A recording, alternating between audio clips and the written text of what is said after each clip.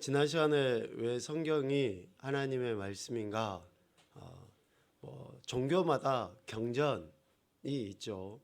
그 종교의 창시자라고 하는 그 사람들이지만 여간 그 종교를 나타내 보이는 책들이 있습니다. 대표적인 책의 우리 기독교는 성경이라고 이야기하죠.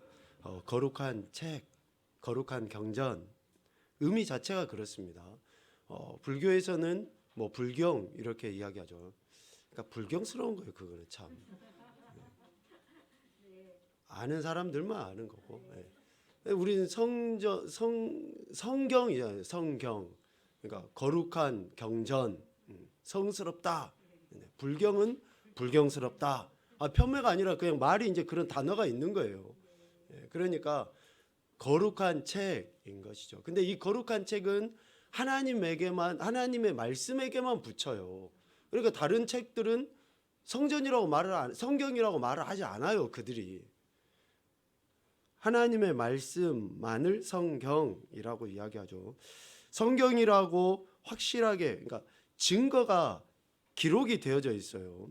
지난 시간에 우리가 간략하게 보았지만 요한복음 1장에 보면 말씀이 하나님과 함께 계셨고 그 말씀이 곧 하나님이시고 그 말씀이 태초부터 하나님과 함께 계셨다라고 하는 거예요. 그러니까 말씀이 곧 하나님이라는 거고, 또 특별히 요한복음 1장 14절에 이야기했잖아요. 말씀이 육신이 되어 우리 가운데 거하심에 아버지의 독생자의 영광이다 라고 이야기하는 거예요. 그러니까 말씀은 곧 하나님, 또 말씀은 곧 예수님이라고 이야기를 하는 것이죠.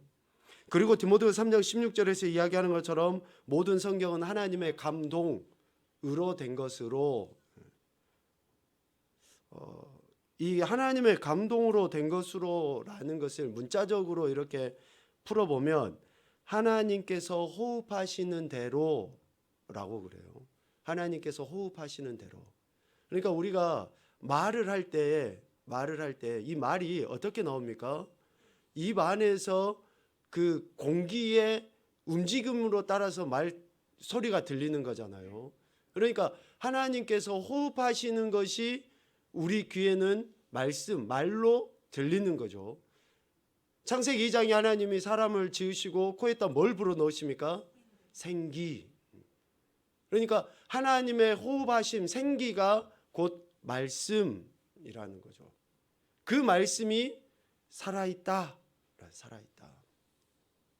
그래서 요한복음 1장이나 디모데후서 3장 말씀에 근거하여 성경은 곧 하나님 아버지의 말씀이다 라고 이야기합니다. 그러면 하나님 아버지의 말씀인 성경이 가진 특징을 크게 두 가지로 생각을 해볼 수 있어요. 우리가 늘 접하고 있는 이 성경이 가진 크게 두 가지의 특징이 뭘까? 첫 번째는 진실하다. 성경을 좀 찾아봅시다. 우리 유은이, 강유, 영성이, 민서 3명 있죠. 사무엘하 22장 31절, 유은이 사무엘하 22장 31절, 강유 시편 18편 30절, 그리고 우리 민서는 잠언 30장 5절.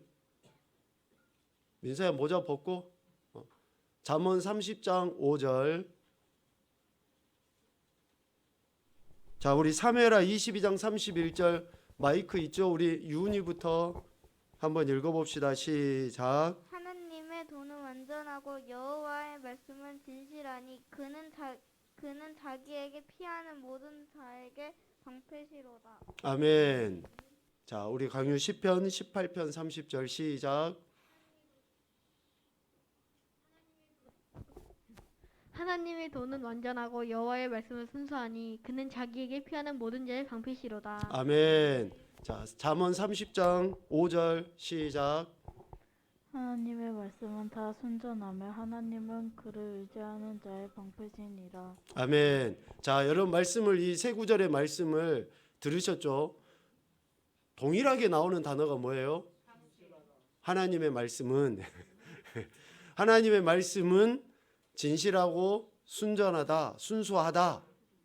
그러니까 진실, 순수는 같은 의미입니다. 에메트라는 히브리어를 쓰는데 이 에메트라는 말은 진리예요. 진리. 절대 변하지 않는 진리. 그래서 진실하다, 순수하다. 어떠한 불순물도 전혀 들어가 있지 않음. 그러니까 100% 순도 100%예요.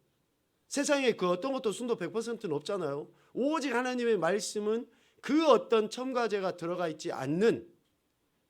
그런데 이 순전하고 순수하고 진실하신 하나님의 말씀이 이 세 구절의 말씀에 의해서 우리에게 뭐가 된다고 이야기합니까? 방패가 된다. 방패.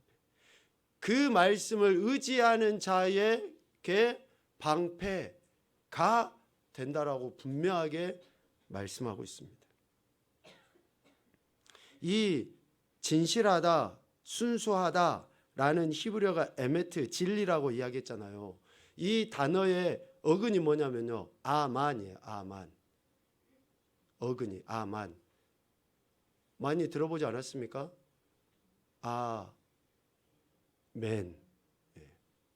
그러니까 우리가 아멘 하는 것이 예, 그렇게 되기를 동의합니다. 그런 차원인데 그 동의가 뭐예요? 그 진실함, 진리. 그러니까 그렇게 되기를 원한다라는 이야기인데 이 아만이라는 그 단어는 마르지 않는다, 신뢰하다, 확실하다, 영구적이다. 그러니까 영원토록 있는 것은 뭐밖에 없습니까? 하나님의 말씀밖에 없는 거예요. 하나님의 말씀.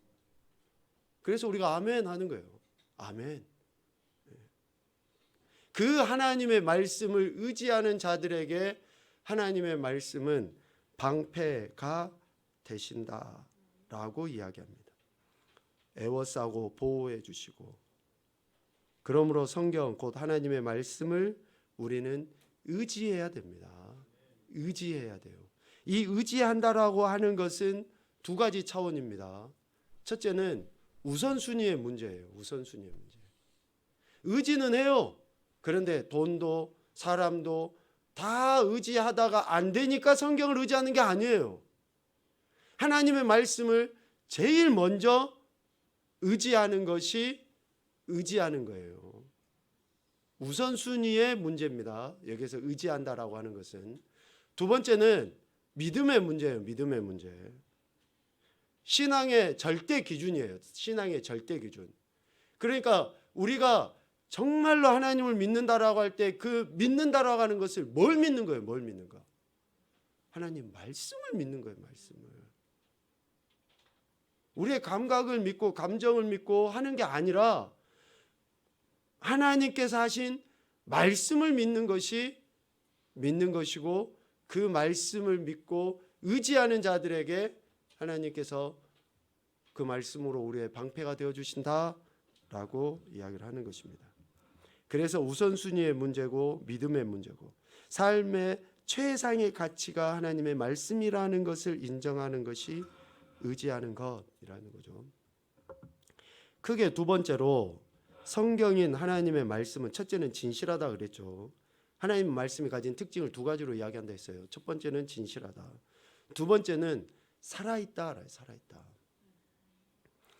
우리 영성이 히브리서 4장 12절을 찾아봅시다. 엄마 성경 옆에 보고. 히브리서 4장 12절. 우리 은설이 이사야 40장 8절. 이사야 40장 8절. 자, 우리 히브리서 4장 12절 영성이. 자, 시작. 하나님의 말씀은 살아있고 활력이 있어 좌우에 날선 어떤 검보다도 예리하여 혼과 영과 및 관절과 골세를 찔러 쪼개기까지 하며 또 마음의 생각과 뜻을 판단하나니. 아멘. 우리 마이크 줄까요? 우리 은설이 이사야 40장 8절 시작. 푸른 마르고 꽃은 시드나 우리 하나님의 말씀은 영원히 서리라 알아. 아멘. 자, 두 가지의 공통점은 뭡니까? 하나님의 말씀이 살아있다. 살아있다. 하나님의 말씀의 두 번째 특징은 살아있다라는. 이 살아있다라는 것은 우리 인간의 모습으로 보면 알 수 있습니다. 인격성이 있다라는 거예요. 인격성. 그리고 역동성이 있다라는 거예요. 역동성. 살아있다라고 하는 것은 어때요? 지렁이도 밟으면 꿈틀한다는 말이 뭐예요? 살아있으니까 그런 거예요. 살아있으니까. 그런데 아무리 우리가 무서워하는 사자도 어때요? 죽으면 어때요? 아무리 밟아도 꿈틀도 안 해요. 찍소리도 못하고 죽어 있어요. 그냥. 아무리 작고 미천한 것이라도 살아있으니까 움직이고 살아있으니까 영향력을 끼치고 살아있으니까 뭔가를 하게 되는 거예요. 하게 되는 거. 하나님의 말씀이 살아있다라고 하는 것은 인격성, 우리 인간의 표현으로 인격성과 역동성을 지니고 있다라는 그런 의미입니다. 그러니까 우리의 인간의 모든 히브리서 4장 12절에서 이야기하는 것처럼 혼과 영과 관절 고수를 찔러 쪼기까지 하고 하는 그런 모든 행태들을 어떻게 살 수 있습니까? 살아있으니까 할 수 있는 거예요. 살아있으니까. 그러니 하나님의 말씀을 믿고 의지하는 자가 변화되겠습니까? 안 되겠습니까? 당연히 되는 거죠. 더디지만 이루어지지 않은 것 같이 보이지만 변화 안 된 것 같이 보이지만 몇 년 전이나 지금이나 똑같은 것처럼 보이지만 우리가 좋아하는 이야기 있잖아요. 가랑비에 옷 젖는다. 그런다니까요. 그렇게 돼 있어요. 하나님의 말씀을 의지하고 하나님의 말씀을 바라보고 듣고 묵상하고 하는 사람은 변화되게 돼 있다니까요. 근데 왜 안 된다고 우리가 여깁니까? 우리가 기준이 높은지 모르겠지만 미안하지만 잘 안 하니까 그래요. 잘 안 하니까. 그 말씀에 내 마음을 두지 않으니까. 진지하게 그 말씀이 나를 변화시키도록 내 자신을 내어드리지 않으니까. 그러니까 그런 변화가 더딘 것이고 잘 일어나지 않죠. 여기서 하나님의 말씀이 살아있어서 결국 우리를 감찰하신다라고 이야기하잖아요. 감찰하신다라는 그 이야기는 법정 용어라 그래요. 법정 용어. 그 재판장에서 쓰는 용어. 판단하신다. 판단하신다. 그러니까 판단하신다라고 하는 것은 판단을 해서 어때요? 죄가 있고 없고를 가리는 거잖아요. 심판대 앞에서 하나님 판단하실 때는 어떻습니까? 천국과 지옥을 가리시는 거예요. 그러니까 이 감찰하신다, 판단하신다라고 하시는 그 말씀은 매우 엄중합니다. 우리에게는. 매우 무겁게 우리가 받아들여야지 돼요. 그러니까 하나님의 말씀이 살아서 지금 내 자신을 그렇게 하도록 우리가 내어드리지 않으면 안 되는 것에 대해서 히브리서 기자는 이야기하는 것이죠. 그래서 하나님의 말씀 곧 성경이 사람의 인격의 가장 깊은 곳까지 통찰할 수 있기 때문에 그 말씀에 대한 우리 인간의 순종의 여부를 하나님은 보시는 거예요. 판단하시는 겁니다. 그 말씀에 우리가 순종하느냐 하지 않느냐의 여부를 하나님이 이렇게 살피시는 거예요. 그러므로 우리가 늘 하나님의 말씀을 진실되고 또 완전하신 살아있는 그 하나님의 말씀을 우리가 의지하는 그런 삶의 태도를 취해야 되는 거죠. 왜? 그분을 내가 아버지라고 부르고 그분을 나의 왕이라고 부르고 있기 때문에 그러는 거예요. 세상 사람들은 성경을 봐요, 읽어요. 그런데 보고 읽어도 아버지와의 그 관계, 왕과의 관계로 보지 않기 때문에 좋은 어떤 도덕책 정도로 또 재밌는 책 정도로 재미없는 책 정도로 예수님 믿는 사람들도 성경을 보면서 정말 재미없어요. 따분해요. 레위기 같은 것은 사라지지 왜 여기다 넣어놨어요. 이런 이야기를 하는 거예요. 성경을 재미로 읽습니까? 재미도 있어야죠. 그러면 안 됩니다. 재미없어도 읽어야 돼요.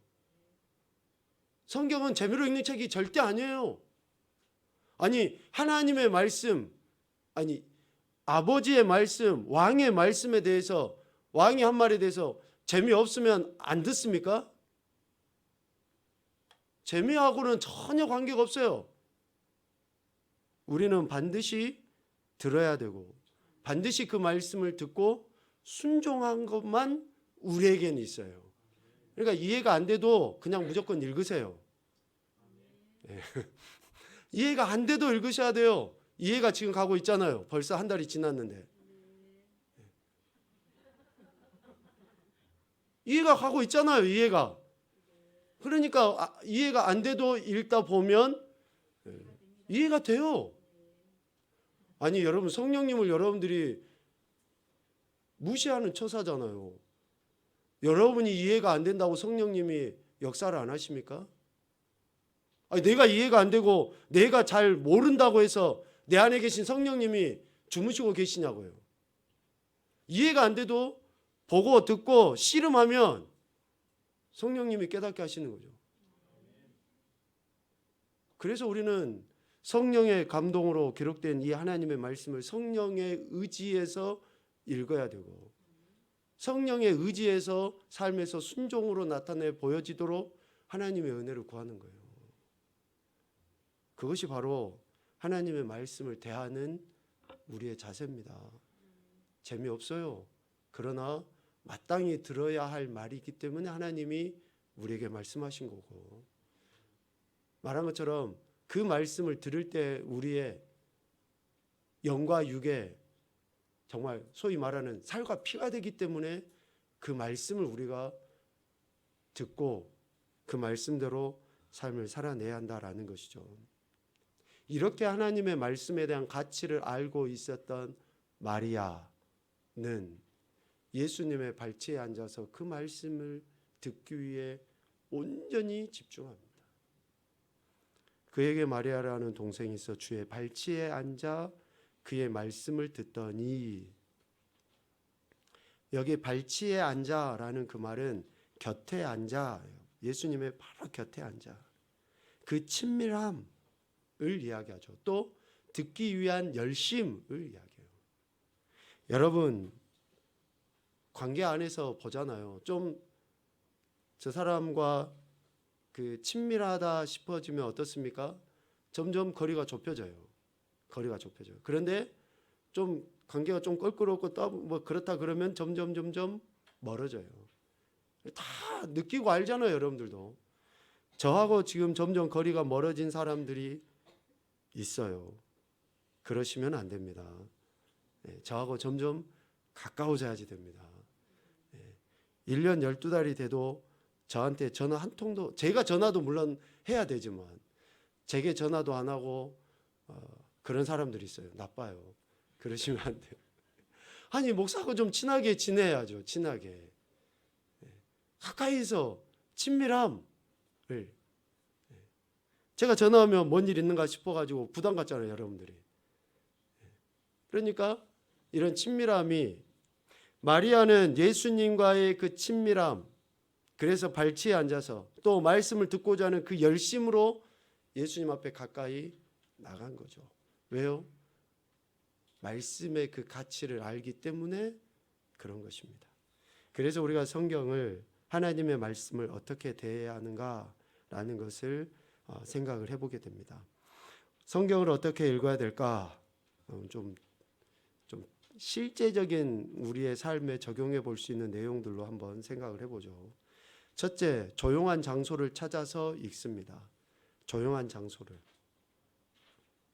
자신을 혼란스럽게 하는 생각들을 하나하나 기록하면서 마음의 평온을 유지하며 읽죠. 이러한 생각들은 잊어버릴 수 있으므로 기록해 두는 것이 좋습니다. 그러니까 성경을 읽을 때, 조용한 장소에서 성경을 읽을 때 하나님이 뭔가 마음에 이러한 생각, 감동들을 주셔요. 그럴 때 기록을 하라는 겁니다. 예전에 한창 유행했던 영적 일기 쓰기, 그런 것들이 있잖아요. 영적 일기. 그러니까 오늘 하루 내가 말씀을 읽는다든지 하면서 영적으로 들었던 그런 생각들을 매일 기록을 해보는 거예요. 그러면 그것이 어때요? 1년의 역사, 20년의 역사가 되는 거예요. 쭉 지나오면. 지금 묵상도 마찬가지입니다. 한 달 전에 했던 묵상하고 지금 오늘 했던 묵상하고 별반 다르지 않을 것 같지만 그때 당시에 하나님이 주셨던 그 은혜하고 오늘 주신 은혜하고 또 틀려요. 잠언 1장 1절 말씀인데 한 달 전에 1장 1절과 오늘 1장 1절이 달라요. 달라. 그러니까 그런 것들을 조용한 장소를 정해서 읽으면서 기록을 해보는 거죠. 왜 조용한 장소를 정해라고 하는가? 그것은 하나님의 말씀에 우리가 집중하기 위해서입니다. 마음이 나뉘지 않도록 하기 위해서요. 시장통에서 읽다 보면 어때요? 이 사람 소리, 저 사람 소리, 뭐 이것 파네, 저것 파네 소리가 다 들리는데 어떻게 하나님 말씀에 집중할 수 있겠습니까? 그래서 가급적이면 조용한 장소를 정해서 골방에서 그렇게 하는 것이 유익하다라는 것을 이야기하고, 두 번째, 기도와 하나님께 대한 경외함 그리고 큰 기대 속에 성경을 읽습니다. 하나님께 대한 경외함 그리고 큰 기대 속에 성경을 읽습니다.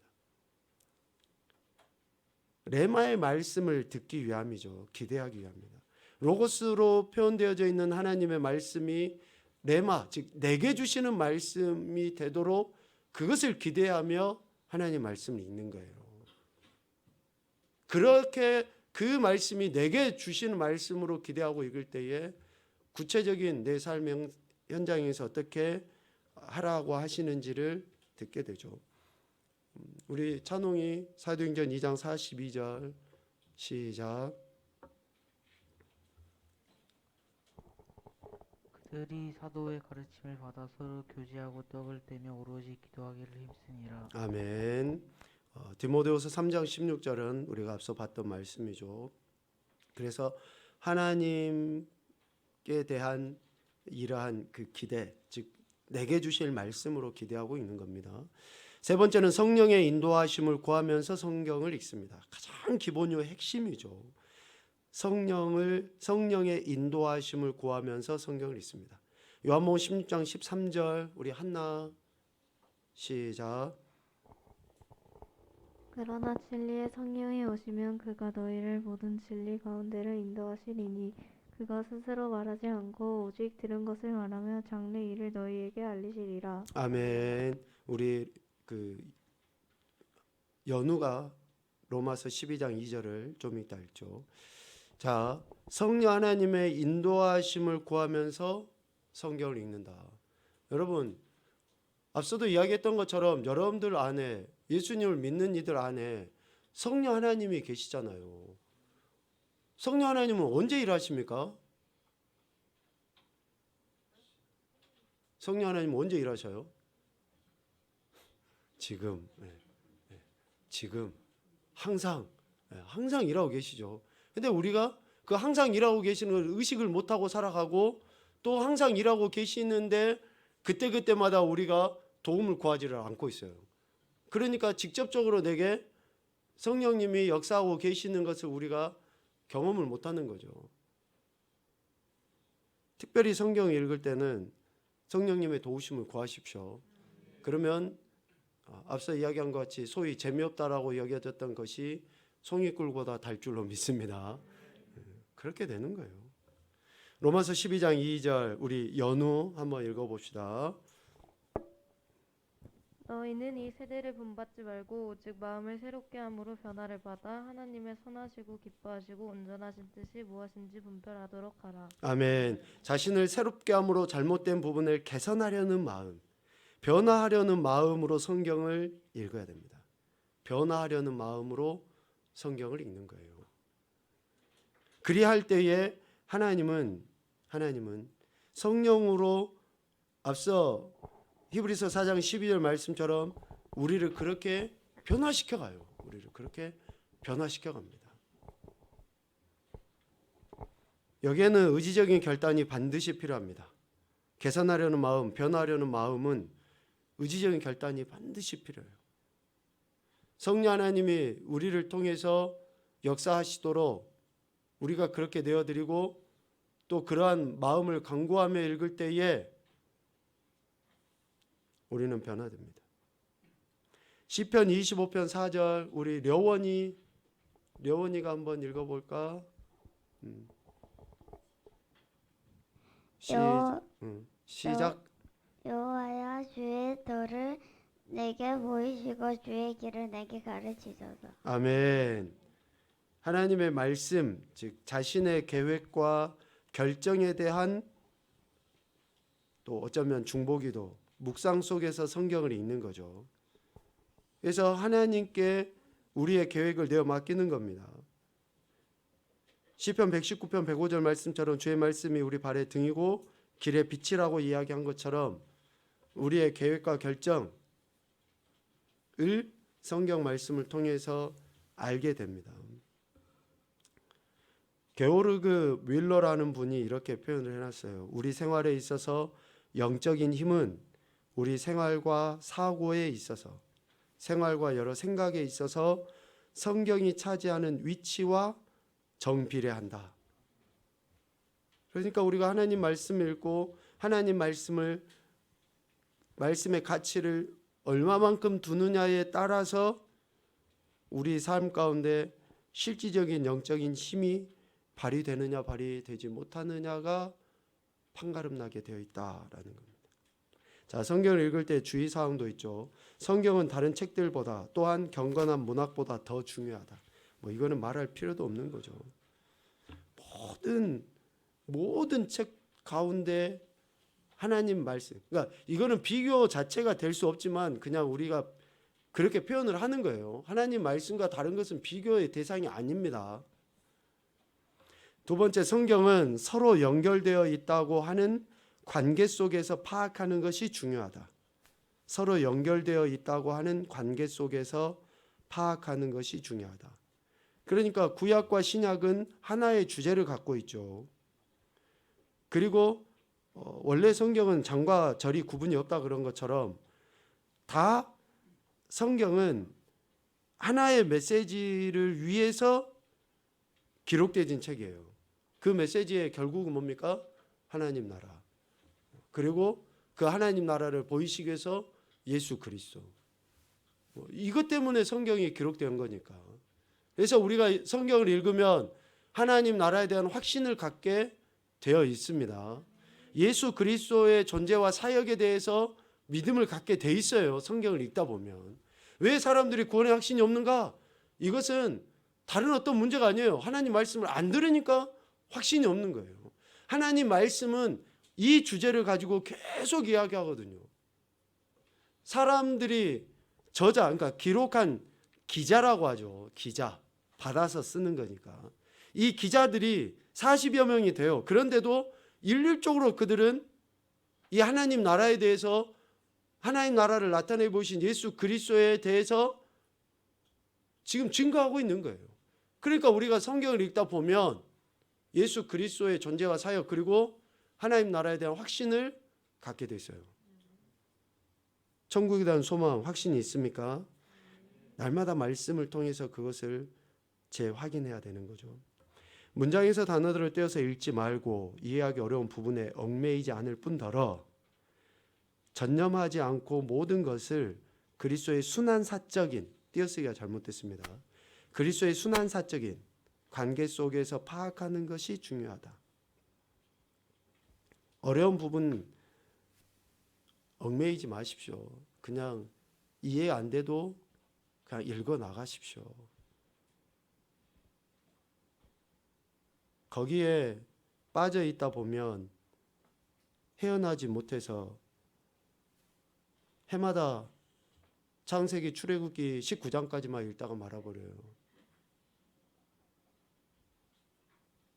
딱 왜 출애굽기 19장 이제 20장부터는 막 율법이 나오고 막 그러잖아요. 그러니까 이제 딱 19장까지는 뭐 건져내 주고 인도해 주시고 막 이런 이야기 나오니까 거기까지는 읽어지는데 여러분 이해의 차원이 아니라고 분명히 말씀드렸습니다. 그런데 신기하게 시간이 지나다 보면 이해도 되고 또 은혜도 되고 내 삶을 변화도 시켜주시고 하는 역사들이 일어납니다. 성경은 그 어떤 예언서도 생활에 필요한 백과사전도 항목들을 모아 정리해둔 그 어떤 책도 아닙니다. 마틴 루터가 한 이야기죠. 다른 책들에 비해서 성경은 다른 모든 빛과 비교되는 태양과 같다. 그러니까 다른 모든 책들이 그냥 촛불 같은 역할을 한다 그러면 성경은 뭐예요? 태양 자체예요.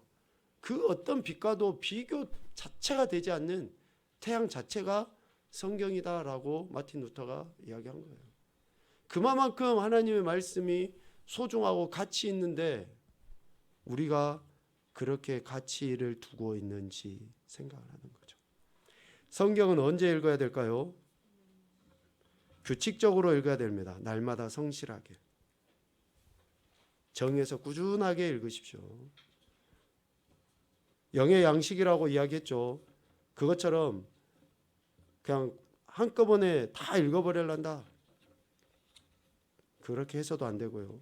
규칙적으로 그 패턴 그러잖아요. 루틴 뭐 이런 단어들도 쓰긴 하는데 좀 그렇게 그 여러분의 하루의 일과 속에 뭐 물론 매일 뭐 장시간 성경 읽으면 좋지만 또 삶의 생활이 있으니까 그게 아니라 그냥 읽어 나가셔야지 돼요. 매일 조금씩이라도 꾸준하게. 자, 빨리 읽도록 할게요. 자, 시편 119편 97절 우리 도윤이 시작. 내가 주의 법을 어찌 그리 사랑하는지요. 내가 그것을 종일 작은 소리로 우쩌리나이다. 아멘. 자, 하나님의 말씀을 규칙적으로 이렇게 읽어야 되고요. 사도행전 17장 11절 우리 정훈이 미안 먼저 정후가 먼저 읽고 정훈이 읽자.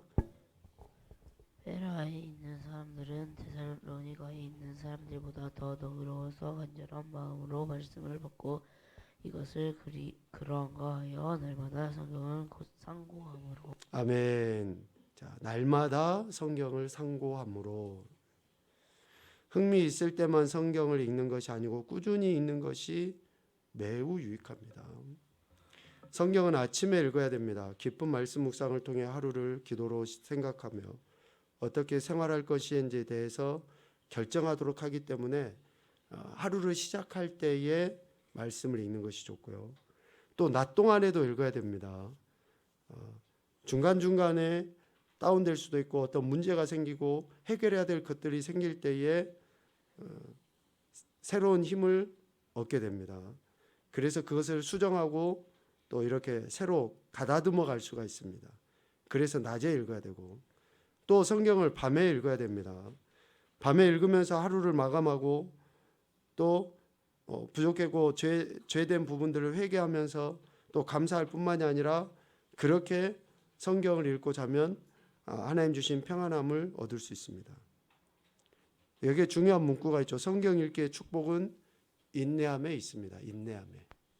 그러니까 꾸준하게 인내하면서 하나님의 말씀을 읽어가는 것이 중요합니다. 자, 우리 정훈이 맨 밑에 줄 한번 읽어볼까? 자신의 힘으로 말씀과 더불어 교제하는 것을 배우고자 하지 않는 자는 복음을 믿는 그리스도인이 아니다. 아멘. 보네포 목사님이 하신 이야기죠. 자, 자신의 힘으로 말씀과 더불어 교제하는 것을 배우고자 하지 않는 자는 여기까지. 자, 여러분 시간을 내셔야지 됩니다. 또 의지적으로 읽으셔야지 돼요. 마음을 두고 시간이 나면 읽고 시간이 나면 하고 성경 읽을 시간은 안 납니다. 성경 읽을 시간은 안 나요. 기도할 시간은 안 납니다. 세상에 기도할 시간이 나서 기도하는 사람, 성경 읽을 시간이 나서 성경 읽는 사람은 아무도 없어요. 시간을 일부러 내는 거예요. 일부러 내는 거. 그러니까 바빠서 못합니다. 이거는 핑계예요. 미안하지만. 우리 향상교회 식구들이 좀 이렇게 중요한 것에다가 우선순위를 뒀으면 좋겠습니다. 이 중요한 것에 대한 가치를 우리가 인정해 드릴 때 하나님께서도 우리에 대한 그 약속의 말씀들, 계획하심들을 이뤄가는 거예요. 그러니까 마태복음 7장 12절 말씀이 여러분 아시잖아요. 어떤 말씀입니까? 죄송합니다. 황금률의 말씀이잖아요. 대접을 받고 싶습니까? 대접하라는 거예요. 우리가 하나님의 은혜를 경험하고 하나님의 말씀에 대한 그 존중과 가치를 인정하는 것, 이것은 우리 존재의 이유예요. 이유. 하나님을 영화롭게 하는 것이니까. 그렇게 우리가 하나님의 말씀에 대한 가치를 인정하면 하나님이 우리를 존대하시는 거죠. 대접하시는 것이고 필요한 것들을 채워주시는 것이고. 저는 이 말씀을 100% 동의합니다. 자신의 힘으로 말씀과 더불어 교제하는 것을 배우고자 하지 않는 자는 복음을 믿는 그리스도인이 아니다. 지금 이 시대에는 이렇게 말도 잘 못해요. 다 예수님 믿으면 구원받는다, 천국 간다라고 이야기하니까 그 사실이 진리가 아닌 것이 아니라 진리입니다. 그런데 진짜 그리스도인은 하나님 말씀 앞에 겸손히 무릎 꿇을 수밖에 없기 때문에 그러는 거예요. 진짜 그리스도인은. 그래서 우리가 이런 부담감을 가지고 또 사명감을 가지고 의무감을 가지고 하나님 말씀 앞에 겸손히 낮아지는 시간을 가지고 시간을 하나님께 드리고 하는 그런 삶을 살아야 한다라는 것입니다. 오늘도 저와 여러분을 구원하시고 여기까지 인도하시며 하나님 나라를 꿈꾸게 하신 하나님의 말씀 앞에 더 겸손히 낮아져서 오직 찬양과 영광 올려드리시고 베풀어 주신 은혜를 누리는 귀하고 복된 인생들이 되시기를 주님의 이름으로 축복합니다. 아멘.